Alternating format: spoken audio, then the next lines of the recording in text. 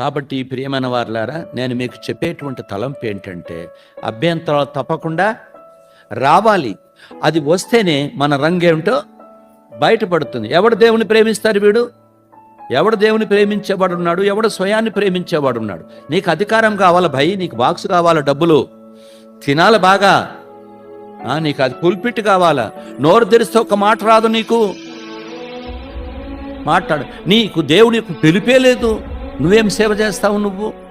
నీకు ఈ పరిచర్య చేయటానికి దేవుని యొక్క వరమే లేదు నీకు, నువ్వు ఎలా చేస్తావు? నువ్వు రానప్పుడు ఊరుకో, వచ్చినోనికి అప్పగించు.